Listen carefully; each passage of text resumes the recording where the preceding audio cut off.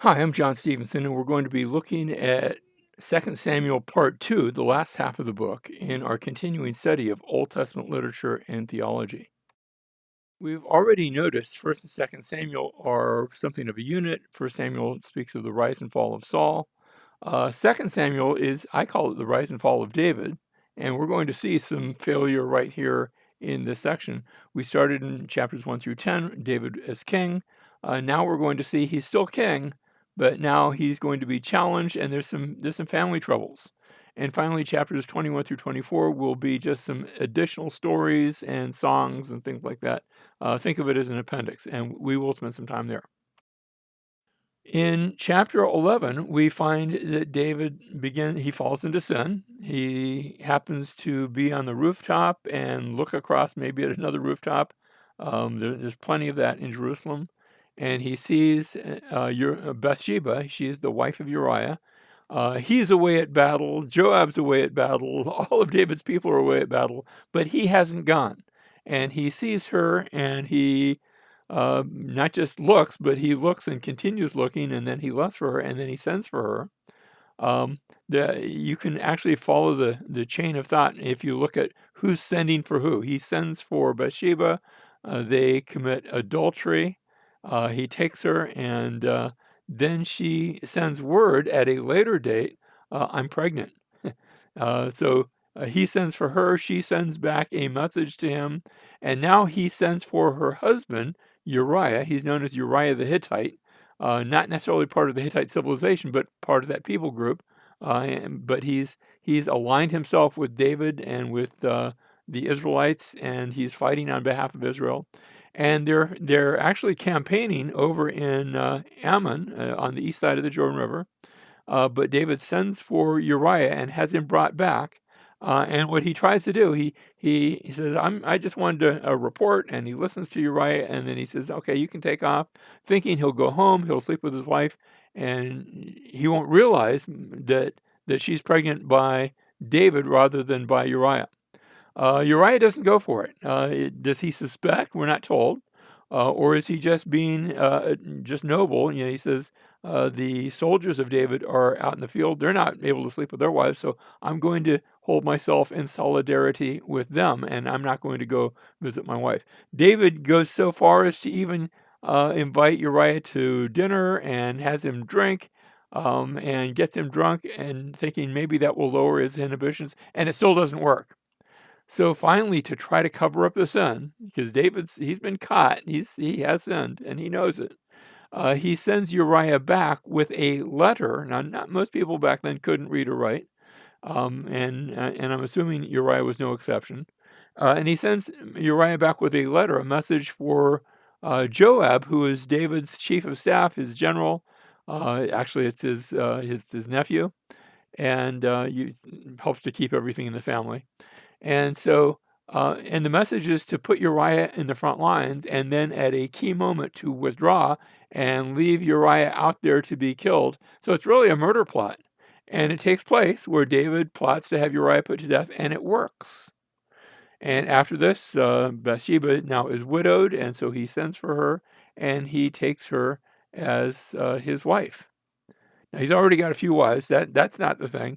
But now but Nathan is going to come. And what we've seen here, I want to again show you the parallels. In 1 Samuel, we had the birth of Samuel, we had the death of Saul in 2 Samuel. We looked at Hannah's song and David's song in 2 Samuel. In 1 Samuel, we saw Samuel hearing God, we saw David listening to God. We saw in 1 Samuel war with the Philistines, which had resulted in the loss of the Ark of the Covenant. David had fought the Philistines and had been successful. And then in both cases, we saw the travels of the Ark of the Covenant. In 1 Samuel, it was being taken by the Philistines. In 2 Samuel, he had brought the Ark into Jerusalem where it was right now. But notice the parallels continue. Saul had been established. David had been established. Saul had sinned by sparing the life of Agag, who he was supposed to put to death. David sinned by committing adultery with Bathsheba, and then not sparing the life of somebody he shouldn't be killing, shouldn't be murdering.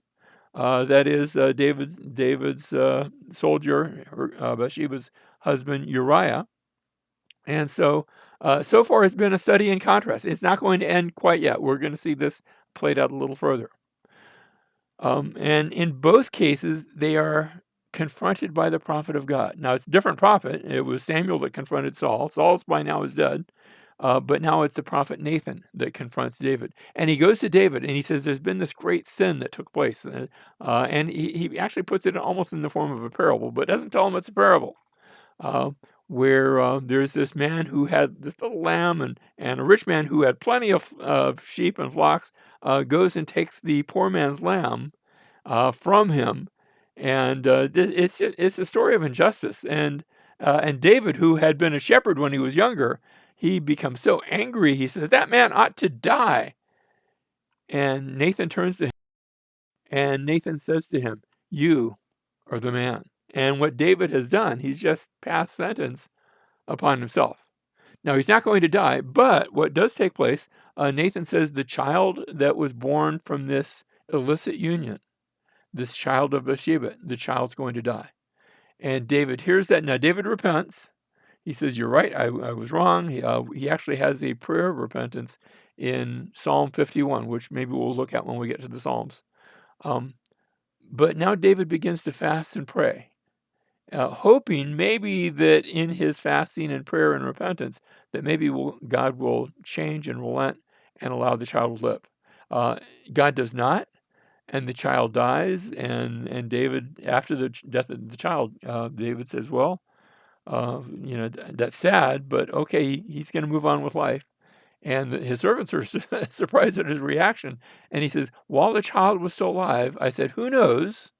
Maybe God will relent and allow the child to live. But now the child is dead.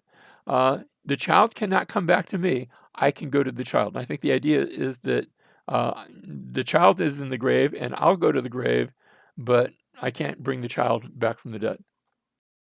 Now, Bathsheba then is going to have another child after this.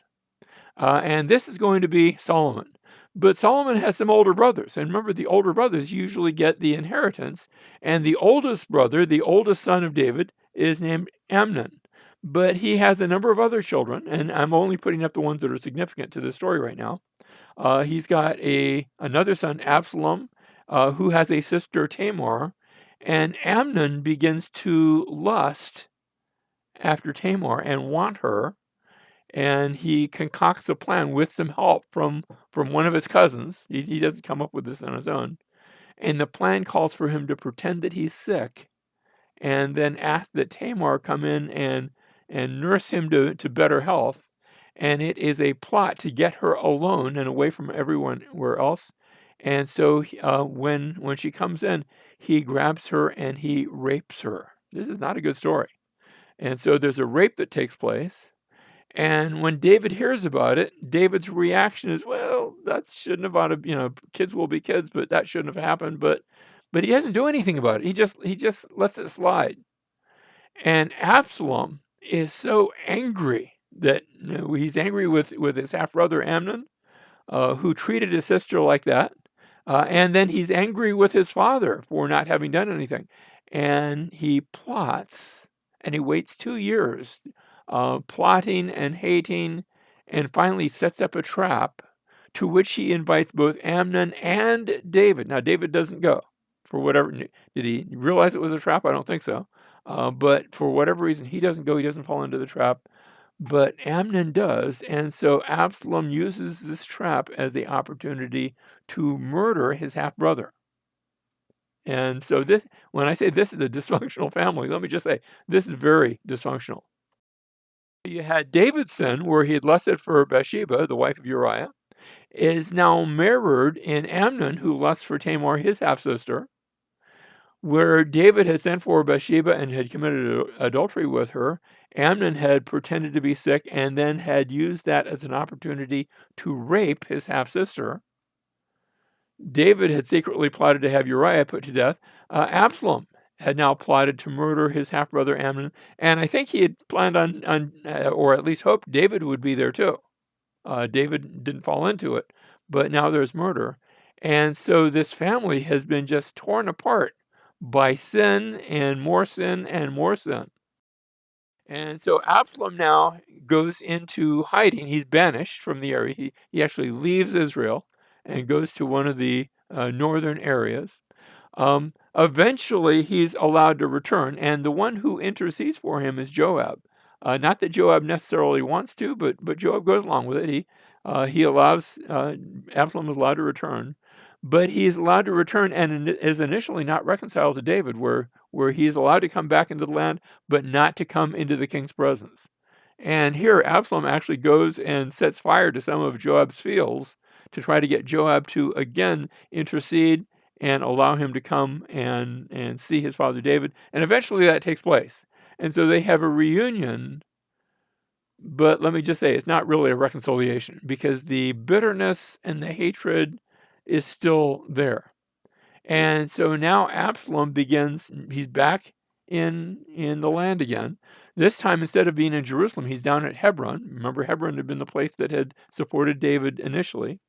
And he begins to plot a rebellion. And he has those that are involved, and he's gaining popularity. He's a very good-looking guy. He's able to sweet-talk people. He is a consummate politician.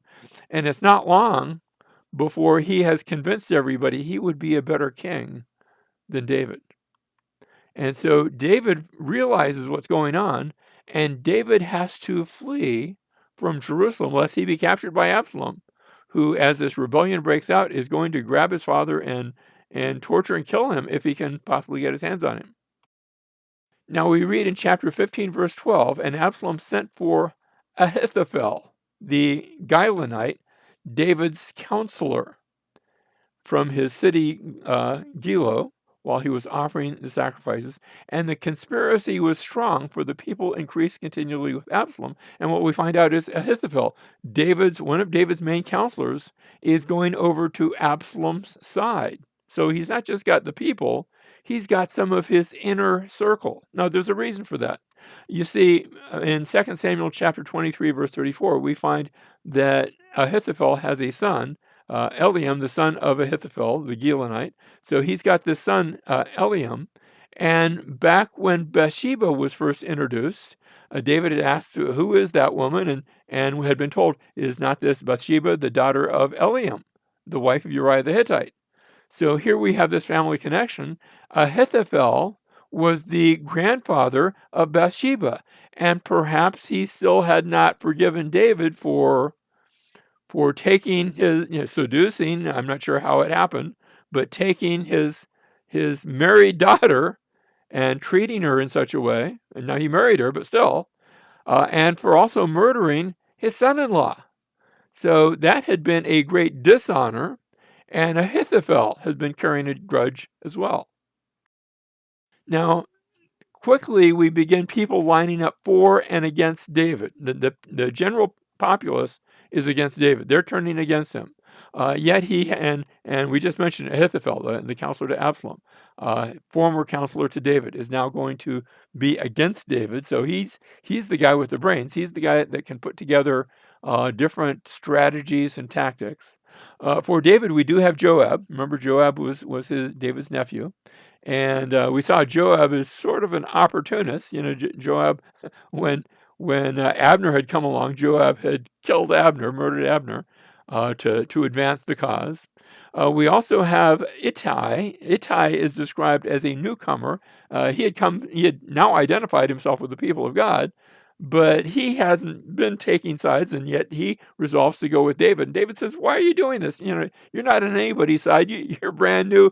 The ink isn't dry on your certification papers." And he says, "No, I'm with Lord, and the Lord's with you, so I'm going to go with you as well." And he resolves to go with David, and Zadok and Abiathar, the priests, and they bring the Ark of the Covenant. But David says, "No, I'm not going to play games with the Ark of the Covenant." Remember how that had happened with the Israelites against the Philistines? And David says, "I'm not going to do that. Leave the ark where it is. Maybe I will come back to Jerusalem, but I'm not removing the ark. That would be inappropriate." But their sons, and we have some other priests, Ahimaaz and Jonathan, they're going to be sort of spies who will be bringing word. They'll be watching what happens, and they'll oversee the ark, but then they're going to sneak out and bring word to David as to what's taking place. The forces of Absalom are going to be onto them. They're going to come looking for them. At one point, they're going to go have to hide in a well just to avoid detection. But they will be okay, and they'll be on David's side. You have Ziba, and notice I put a question mark at Ziba's name. He is the steward of Mephibosheth, who is the son of Jonathan. And so he's been sort of aligned with the family of Saul, but also Jonathan had been given Saul's properties, which had formerly been Ziba's, but now he's only the steward instead of the owner. And so he's got reason maybe to be against David. Is he against him or not? We're not sure because we hear two different stories. He tells one story, and then Mephibosheth will tell a different story. And they can't both be true because they're contradictory. So somebody's not telling the whole truth. Now, it could be that there's elements of truth in both of them, but somebody's not telling the whole truth. And David doesn't know, and we don't know which it is. So I put a question mark. Then there's also Hushai. Hushai is another counselor, and David sends him back, and Hushai agrees to be sort of a double agent, to also be a counselor to Absalom, but his mission is to give bad advice to Absalom and make it sound like good advice. Now, there's Shimei, and Shimei, we don't put a question mark by his name. He makes it very clear that he's on Saul's side. Now, Saul's dead, but he's a relative of Saul. And as David has to flee Jerusalem, Shimei is throwing rocks and dirt and other stuff that's not very sanitary, and he's putting curses on David. And some of David's people are ready to, why don't we just kill this guy as we're leaving? And David says, no, it could be that this is God speaking to me. I've been a sinner, and this could be actually coming from God. So no, if God wants to do something to him, that's different, but I'm not going to do that. And again, we see David, he has been a big sinner, but he still has his integrity. And so David leaves Jerusalem, and now I'm standing on the Temple Mount as I'm taking this picture, looking out across the Kidron Valley in the foreground, and then you have to the east the Mount of Olives. And David takes that same path up to the top of the Mount of Olives. He gets there, we see, and David went up the ascent of the Mount of Olives and wept as he went, and his head was covered, and he walked barefoot, that is, in mourning. And it reminds us that 1,000 years later, there's going to be the greater son of David who will come to Jerusalem and present himself in the temple and be rejected, and will leave Jerusalem and will go up to the top of the Mount of Olives, weeping and saying, Jerusalem, Jerusalem, how often I wanted to gather you as a hen gathers her chicks, but you would not have me. And so I want you to see how the entire biblical story connects at this place.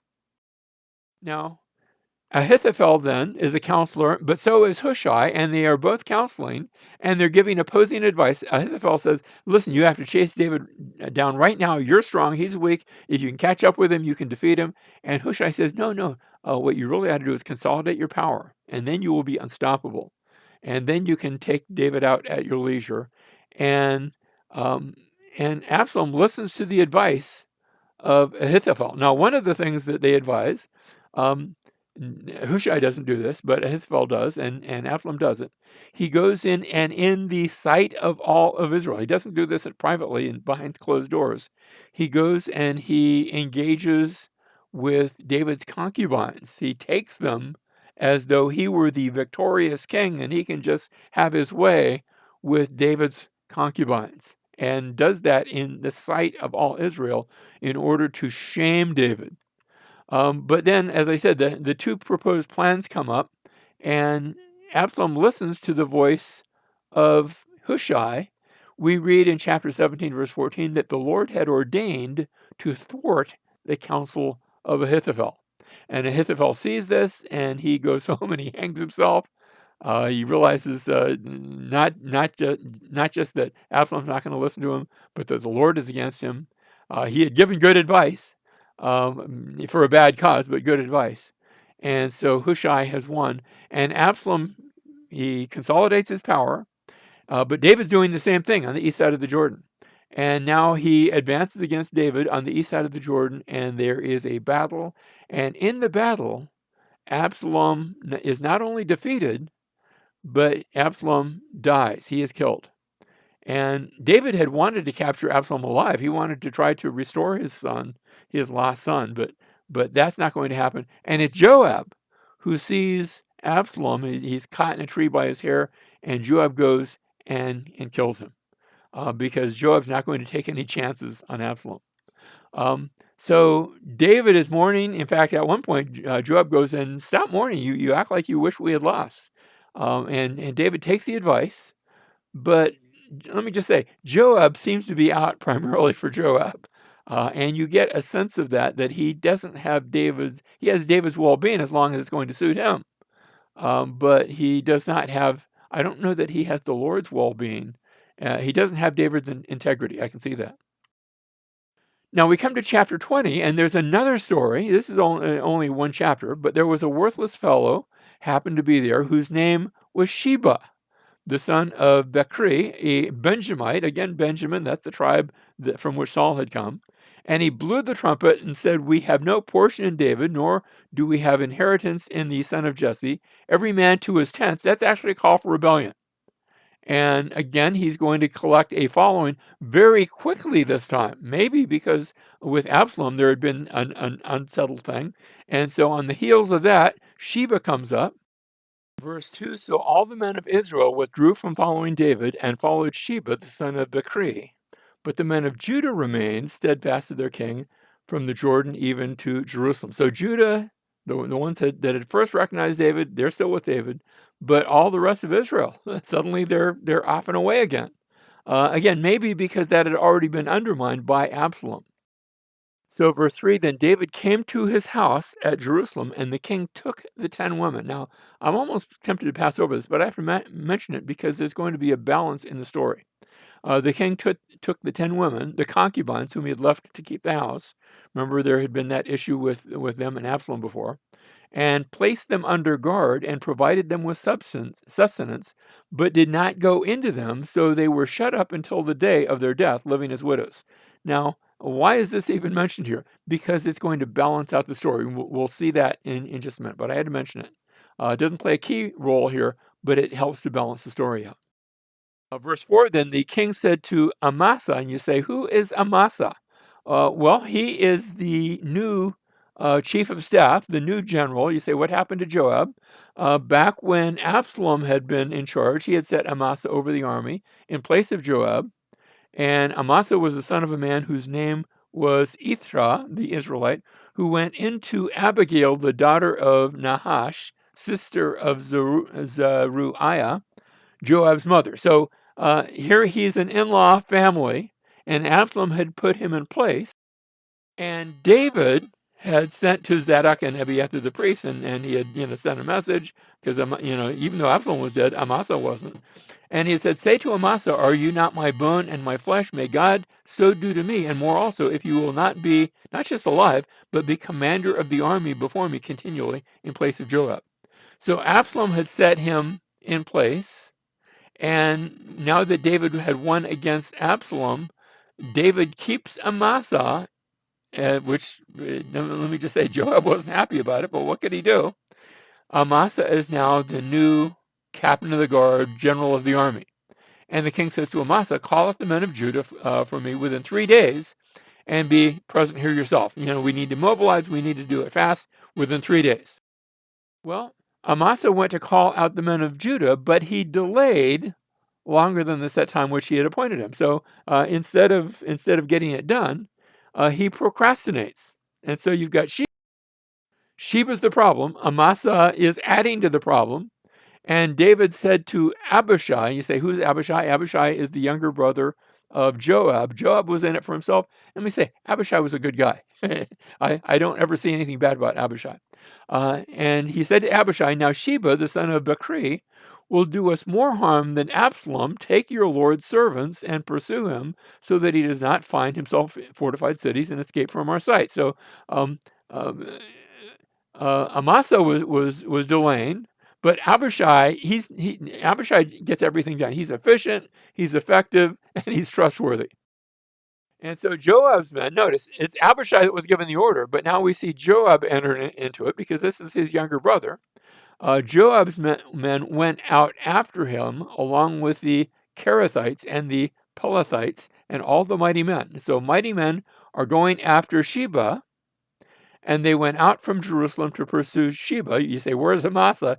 He's procrastinating. They're out after Sheba, and they're on their way now.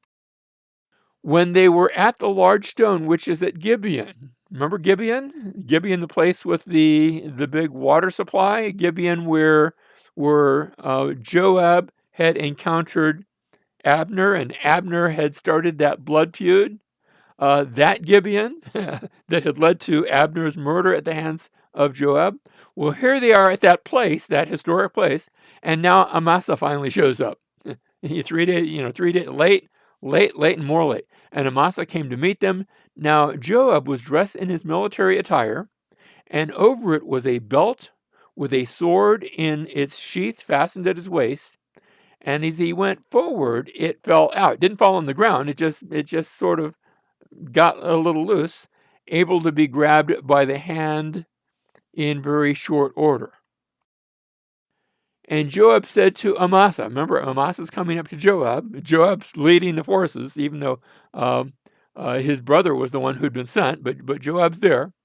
Joab said to Amasa, is it well with you, my brother? And Joab took Amasa by the beard with his right hand to kiss him. But this is going to be a kiss of betrayal. That sounds like somebody else I know elsewhere in the Bible. But Amasa was not on guard against the sword, which was in Joab's hand. Notice it had fallen out into his hand. So he struck him in the belly with it and poured out his inward parts on the ground and did not strike him again. He didn't have to, and he died. Then Joab and Abishai, his brother, pursued Sheba, the son of Bichri. And so they're back to the main mission. They've gotten rid of Amasa, the delayer. Now there stood by him one of Joab's young men and said, whoever favors Joab and whoever is for David, let him follow Joab. So Amasa's out, and notice it's not Joab's brother, it's Joab now, who is leading the charge against Sheba. Verse 12, but Amasa lay wallowing in his blood in the middle of the highway. And when the man saw that all the people stood still, that what happens when you see a tragic accident, everybody stops to look.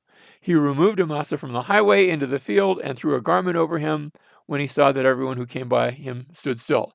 As soon as he was removed from the highway, all the men passed on after Joab to pursue Sheba, the son of Bichri.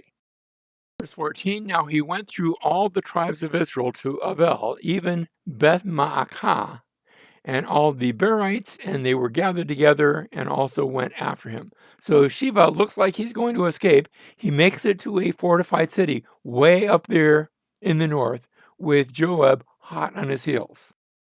We've seen here so far, remember we started off with Sheba blowing the trumpet, every man to his tents. That was the call for rebellion. Next, we saw David's concubines. That was just a one-verse thing about him putting aside his concubines.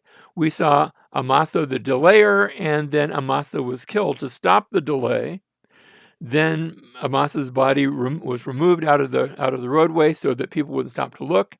And now as they get to the city of Beth Maacah, they surround the city, and the intent is to destroy the city so that they can get Sheba, who's hiding in the city.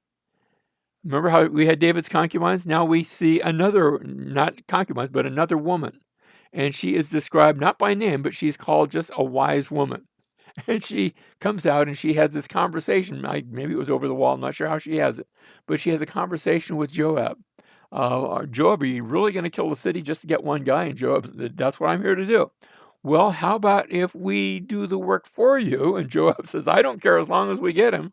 And that happens where the city sends out his head. And as a result, Joab blows the trumpet and each man goes to his tent. And that's the call that the rebellion's over. And so the rebellion has ended. Notice the double mention of women. I just find it interesting there to balance out the story. So we have the rise and fall of David, and we've been seeing David's family troubles, but now we have several chapters at the end which are going to give stories and poetry of David. So let's look at that. We have in chapter 21 David's intercessory prayer in the midst of a famine. In the latter part of chapter 21, the accomplishments are listed of David's, I'm going to call them giant killers. Goliath had some brothers and maybe even a son who quite possibly had taken his name after his father had been killed by David. You have David's song of praise in chapter 22, which is mirrored, I think it's just about word for word from Psalm 18, that's repeated here, a psalm of David. Next, we have David's words of praise, chapter 23, verses 1 through 7, and then the accomplishments of David's mighty men. There's some cool stories there. One that includes some fighting that takes place around Bethlehem, and it's a neat story, but I'm not going to pause for that one. The one I want to look at is the last story, the story of David's intercessory prayer in the midst of a plague. So, chapter 24, let's go there. 24 verse 1, now again the anger of the Lord burned against Israel, and it incited David against them to say, go number Israel and Judah. Now notice Israel and Judah. You say, I thought Judah was part of Israel. Yes, but they've been separated for part of David's reign, and so we already have the idea. There's Judah, and then there's the rest of Israel. Go number them. You say, what's wrong with that? Well, God had promised that the people of Israel would be so great, nobody would be able to number them. And yet David wants them numbered. I think it's a sense of something that's taking place. In Chronicles, we're going to see the same story echoed, and we're going to be told there that the Satan, Hasatan, the enemy, is the one who tempted David to do that. Now, that's not mentioned here. But here, verse 2, the king said to Joab, the commander of the army who was with him, go about now through all the tribes of Israel, from Dan to Beersheba, from one end to the other, and register the people that I may know the number of the people. But Joab said to the king, now may the Lord your God add to the people 100 times as many as they are, while the eyes of my lord the king still see.